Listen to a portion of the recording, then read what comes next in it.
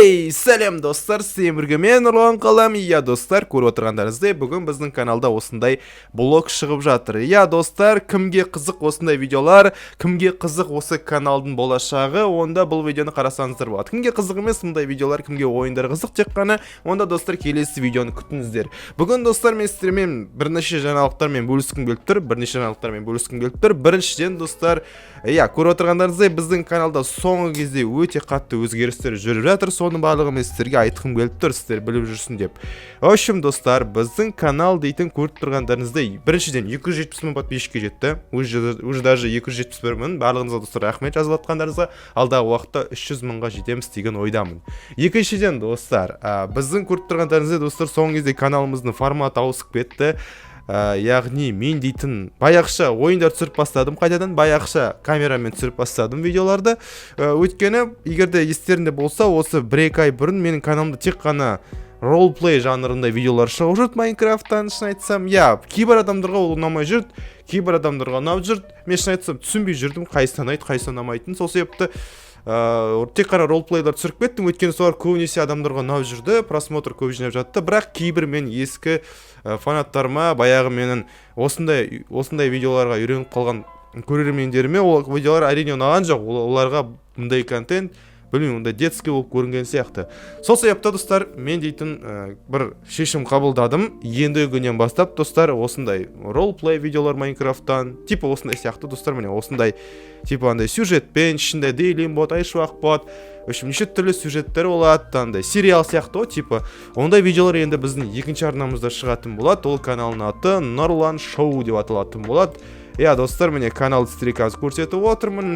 Осы каналда енді бүкіл ролплей жанрындағы видеолар, немесе тағы да басқа бір Майнкрафтқа байланысты қызықты контенттің барлығы осы каналда шығатын болады. Ал біздің негізгі основной каналымызда, осы қазіргі сіздер қарап отырған каналда мен көбінесе әртүрлі ойындар түсіруге тырысатын боламын. Достар, Майнкрафт болады, қорықпаңыздар, баяғыша сол хардкор әлемді неше түрлі летсплейлердің бәрін жалғастыра беретін боламыз Майнкрафттан.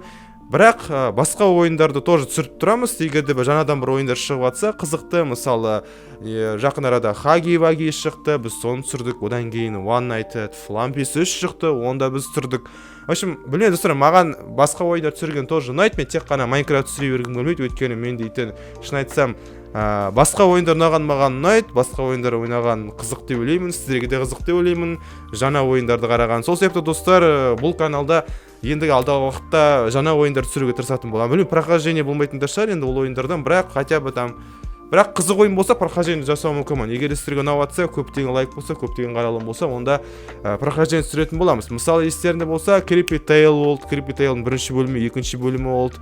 Сол ойындарды біз до конца тұтсаған болатынбыз соңына дейін. Sally Face болды. Білем, бірақ Sally Face қатты ұнаған жоқ сіздерге. Бірақ просмотрлар орташа болды. Бірақ сонда да достар, мен ол ойынды да до конца түсіріп тастадым, 12 бөлімге дейін түсіріп тастадым. Соңғы сериясына дейін жеткіздім, и әрине достар, мен соған өте қуаныштымын. Әрбір бастаған летсплейді аяқтағанда мен шын айтсам өзімді жақсы сезінемін. Тастап кеткен шын айтсам маған ұнамайды.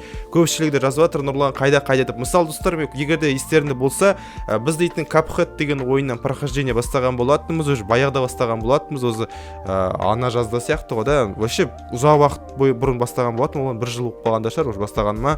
В общем, ол ойынды біз ақыры до конца ұтқан жоқпыз, шын айтсам, мен оны тастап кеттім ол ойынды. Өйткені ол көпшілік көрермендерге қатты қызықты болған жоқ. Бірақ сонда да әлі күнге жазып отқандар бар комментарийде, Нұрлан Cuphead қашан ұтасың, қашан толық ұтсайсың ол ойынды деп. Шын айтсам, білмеймін достар, ол ойынның сохранениесі бәрі кетіп қалды менде қазір, маған қазір оның бәрін қайтадан ұтатын ешқандай желание жоқ. Бәлкім бір күні мен ұтармын ол ойынды, басының соңына дейін жеткізермін, бірақ қазір достар ешкімге обещать алмаймын. В общем, так что осылай. Тағы да қандай ойындар болды достар, біз до конца ұтпаған. Негізі көпшілік ойындарды мен до конца бітіруге тырыстым. Кейбір Майнкрафт летсплейлер бар, аяқталмай қалған. Мысалы, аяқталмай қалған летсплейлердің бірі, мысалы, ол дейтін ұшатын аралдар. Ұшатын аралдарды біз до конца бітіре алмаған сияқтымыз ғой да, соңына дейін жеткізе алмаған сияқтымыз, бір сериядан кейін тоқтап қалды. В общем, осындай летсплейлер шын айтсам көп болды, аяқталмаған. И шын айтсам маған ұнамайды бұл аяқталмай тастаған. Егерде естерінде болса, мен әше летсплейлерді аяқтаған ұтам. Мысалы, біз қарапайым Майнкрафтты бітірдік, жаңа Майнкрафтты бітірдік, бір блокты бітірдік. Skyblock'ты бітірдік мысалы. Көптеген летсплейларды біз бітіретін болдық әрқашанда. Бірақ соңғы кездері өйстіп біз тастап кететін болып кеттік. Мысалы, просмотр жинамай қала ма, резко тастап кетеміз. Шын айтсам, мен тек просмотр үшін емес, былай да өзім үшін де ойнаймын. Сол себепті мен тастағым келмейді летсплейларды. Егер де қолдау жүре берсе, түсіре береміз. Қазір мен дейтін барынша хардкор әлемді түсіріп жатыр. Мені көріп тұрған кезде осының алдында хардкор әлем шықты. Хардкор әлемге оралдық десек те болады, 2-3 айдан кейін. Енді осы хардкор әлемді до конца түсіруге тырысатын боламыз. Соңына дейін драконға дейін өлтіреміз. Сосын бәлкім біз хардкор әлемді аяқтармыз уже. Сонымен қатар реакция видеоларды сағынғандар болса, достар, реакцияларды тоже түсіріп тұрамыз бұл каналға. Арасында түсіріп тұрамыз. Егер де бір шынымен де қызықты видеолар болса, реакция жасайтын, маған комментарий жазыңдар, бәлкім соған реакция түсіріп осы каналға шығарамыз. Реакция контент тоже бітпейді. Қалам Сити бар айтпақшы достар. Қалам Сити, Қалам қаласын тоже біз шығармағаны көп болды. Ол рубриканы тоже алдағы уақытта жалғастырамыз. Шайтсам бітірген ойындар көп болды каналда. Мысалы, когда соседа болды, тағы да айтпақшы есіме түсіп кетті сол. Тағы да қандай ойындарды бітірдік біз. В общем, Little Nightmares 2-ні бітірдік біз, егер де естерінде болса. В общем, бұл каналда шын айтсам көптеген қызықты ойындар болды достар. Кімдердің естерінде бар, лайк басып кетіңдер. Вообще бұл каналда көптеген ойындар ойнадық біз. Сол себепті мен дейтін тек қана Майнкрафтпен шектелгім келмейді. Біздің канал дейтін тек Майнкрафт туралы емес қазір. Біздің канал дейтін бұл вообще барлық ойындар туралы негізі былай да қарайтын болсақ, вообще негізі шын айтсам тек ойындар туралы да емес, ол даже мен туралы көбінесе маған не қызық, мен соның бәрін түсіре бергім келеді. Мысалы, реакция қызық па, реакция түсіремін, ойын қызық па, ойын түсіремін. Енді білем, көпшілігі Майнкрафттан жазылғанын, бірақ достар, егер де сіздер тек қана Майнкрафтқа қызығатын болсаңыздар, онда екінші арнаға жазылсаңыздар болады. Бірақ онда именно ролплей контент болады. Егер де сіздерге ролплей қызықты болса, онда төменде сілтемеге басып Нұрлан шоу дейтін жаңа каналға жазылып кетіңдер. Білем, сіздер айтуларыңыз мүмкін, сол барлық контенттің бәрін основной каналға сала берші деп айтуларыңыз мүмкін, бірақ мен оның бәрін бір каналға салғым келмейді, өйткені көрермендер әртүрлі. Мысалы, ролплейларды кішкентай балдарға қарауы мүмкін, әше жастары кішкене білмеймін, андай бір 5-тегі 6-тағы балдарға қарауы мүмкін. Ал мындай летсплейларды, выживание летсплейларды кішкене үлкен адамдар қарауы мүмкін, кішкене үлкен жасты балдар қарауы мүмкін. Мысалы, басқа ойыннан прохождениялар тоже үлкен адамдар қарауы мүмкін. Сөйтіп бөліп тастадым. В общем, мына екінші каналда көбінесе кішкентай балдар демей ақ қояйын, енді кішкене детский контент болады, ролплей контент. Шайтсам ролплей контентті мен детский деп те айта алмаймын. Былай енді біздер енді барынша жақсы түсіруге тырысамыз, үлкендерге де қызықты болу үшін. Бірақ көбінесе кішкентай балдарға шығар деп ойлаймын. Сол себепті оны біз екінші каналға ауыстырып жатырмыз. Мен өзімнің основной каналымды шын айтсам детский қылдырғым келмейді, өйткені мен білмеймін, мен жасым болса достар 23-те мен детский контент жасағым келмейді основной каналда. Өйткені мында көптеген көрермендер бар, менімен бірге өсіп жатқан 2017-тен бері, оларға ол контент білмеймін, Нұрлан не түсіріп кеттің деп маған жазып отыр көпшілігі.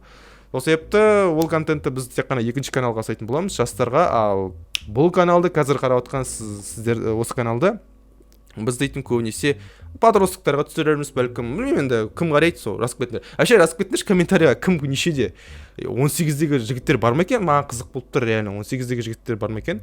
Мен ойымша жоқ сияқты 18-дегі жігіттер. 18, 19, 20 бар ма екен? Маған қызық вообще. Вообще болса күштет негізі, айтсам, бір үлкен аудитория болса, вообще күштет негізі. В общем, достар, кешірім өтінемін, мен ешқандай текст жазған жоқпын, ешқандай дайындалған жоқпын. Сол себепті қазір айтып жатқан сөздерімнің барлығы шын айтсам өзгеруі мүмкін алдағы уақытта. В общем, түсіндіргім келгені, основной канал біздің негізгі каналым, қазір сіздер қарап жатқан. Бұл каналда әртүрлі ойындар шығатын болады. Сонымен қатар Майнкрафтта болады, барлығы болады, реакция болады, неше түрлі контенттер болады. Өзіме не ұнайды, соның бәрін түсіре беретін боламын.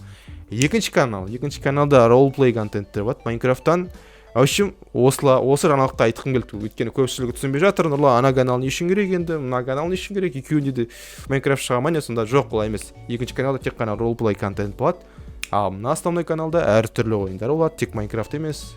В общем, арасында даже влогтар шығуы мүмкін, блогтар шығуы мүмкін. Короче, мына канал көбінесе маған не ұнайды, соны шығарып отырсам бұл каналда. А екінші канал уже кішкене андай қайталанып жатырмын қайта. В общем, түсіндіңіздер ғой достар. Осымен онда аяқтаймын. Рахмет қарағандарыңызға. Келесі кездескенше сау болыңыздар.